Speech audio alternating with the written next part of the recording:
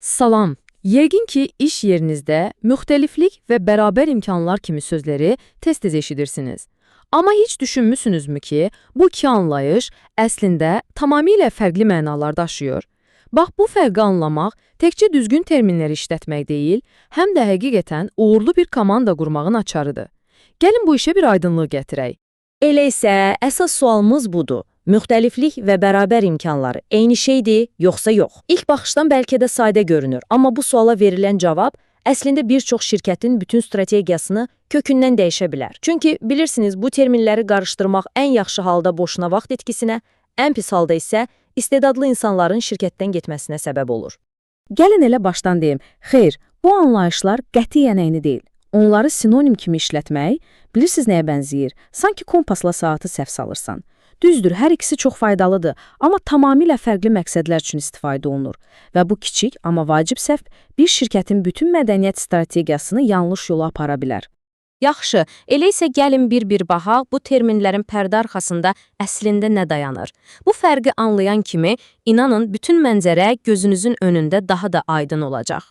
Baxın, fərqi ən sadə şəkildə belə izah edim. Bərabər imkanlar sanki bir qaçış yarışının start xəttidir. Yəni, hamının yarışa eyni nöqtədən başlamasını təmin edən qaydalardır. Bu, ədalətə çatmaq üçün bir vasitədir. Müxtəliflik isə o yarışda iştirak edən fərqli-fərqli qaçışçılardır. Hər birinin öz gücü var, öz tərzi var. Bax, bu fərqliliklərdən güclü bir komanda yaratmaq isə artıq bir məqsəddir. Yaxşı, bu start xəttini hamı üçün ədalətli etmək. Bu nə deməkdir əslində? Gəlin indi bərabər imkanların təməl prinsiplərinə daha yaxından baxaq və görək bu ədalətli mühit necə qurulur. Bunu belə təsəvvür edin. Bərabər imkanlar yaratmaq, toxum əkmək üçün torpağı hazırlamaq kimidir. Sadəcə demək ki, heç kimin toxumuna toxunmayın, bu kifayət deyil. Əsl iş torpağı gübrələmək, vaxtında suvarmaq və hər bir toxumun cücərməsi üçün şəraiti aktiv şəkildə yaratmaqdır. Yəni, məsələ sadəcə maneələri aradan qaldırmaq yox, həm də inkişafı dəstəkləməkdir. Bəli, bərabər imkanlar bir ağac kimidir. Kökündə nə dayanır? Ədalət və hörmət.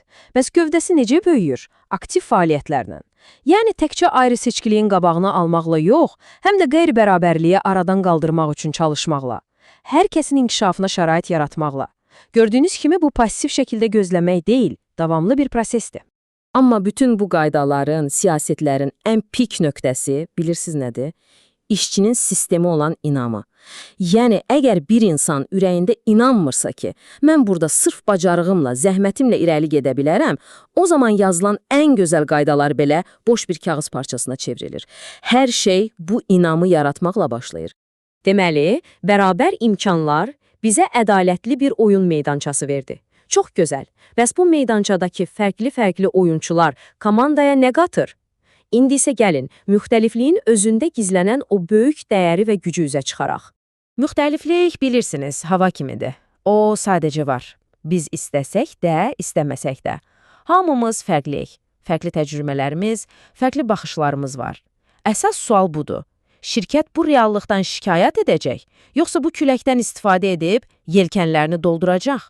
Bax, bu fikir məncə müasir biznesin ən böyük dilemmalarından birini göstərir. Bəli, hamının eyni cür düşündüyü bir komanda rahatdır, qərarlar tez verilir. Bu bir komfort zonasıdır. Amma bazar dəyişəndə, yeni problemlər çıxanda, məhz o komfort zonası şirkətin ən zəif nöqtəsinə çevrilir. Sağ qalmaq üçünsə fərqli düşünən insanlara ehtiyac var. Çox vaxt düşünürlər ki, fərqli fikirlər toqquşanda bu bir problemdir. Amma əslində əksinədir. Bu daha möhkəm bir binanın təməlini qoymaq kimidir. Hər fərqli fikir o binanı daha dözümlü edən əlavə bir sütundur. Və nəticədə elə bir komanda yaranır ki, tək bir zərbəyə yox, hər tərəfdən gələn təzyiqlərə davam gətirə bilir. Bu sikkə bənzətməsi məncə möhtəşəmdir, həqiqətən də elədir. Bizi birləşdirən ortaq dəyərlər, yəni bənzərlik olmasa, komanda dağlar bir yerdə dala bilməz. Amma bizi fərqləndirən unikal bacarıqlar, yəni müxtəliflik olmasa, komanda yerində sayar, inkişaf edə bilməz. Uğurun sirri bu iki yüz arasında balansı tapmaqdır. Yaxşı, nəzəriyyə əladır. Bəs praktikada necə? Yəni, bütün bu fərqli, rəngarəng insanları bir yerə yığıb onlardan sadəcə səs-küy yox, həqiqətən də ahəngdar bir orkestr yaratmaq üçün hansı addımları atmalıyıq? Gəlin strategiyaya keçək. Və baxın, strategiyadakı ən fundamental dəyişiklik məhz buradadır. Biz insanların kim olduğunu, necə fərqli olduqlarını idarə edə bilmərik. Bu mümkün deyil. Bunun əvəzinə biz ancaq mühiti idarə edə bilərik. Yəni elə bir mühit yaratmalıyıq ki, hər kəs özünü dəyərli hiss etsin, fikrini azad şəkildə desin. Buna da inklüzivlik deyilir. Əsas məqsəd budur. Baxın, effektiv bir strategiya bu 4 sütun üzərində dayanır. Gəlin bir-bir baxaq. Birincisi, məqsəd yönlülük. Yəni, rəhbərlik sadəcə bəyanat verməməlidir. Bu işə ürəkdən inanmalıdır. İkincisi, liderlik. Bu inanc gündəlik qərarlarda özünü göstərməlidir. Üçüncüsü, ünsiyyət. Hamı başa düşməlidir ki, niyə bu yol seçilib. Və nəhayət, ən vacibi mədəniyyət. Yəni, şirkətin dəhlizlərində danışılanlarla rəsmi sənədlərdə yazılanlar üst-üstə düşməlidir. Bəli, divarda asılmış o gözəl dəyərlər posteri bir şeydir. Amma iclasda bir gənc fərqli bir fikir deyəndə, menecerin üz ifadəsi, reaksiyası, bax o tamamilə başqa bir şeydir. Əsl mədəniyyət məhz o anlarda ortaya çıxır. Və insanların gündəlik davranışları yazılı qaydalardan qat-qat ucadan danışır. Və sonda hər şey gəlib bu bir suala dirənir. Şirkətdəki o yazılmamış qanunlar var ha, o bizdə işlər belə gedir söhbəti. Bax o mədəniyyət, rəsmi qaydalarla, dəyərlərlə üst-üstə düşürmü?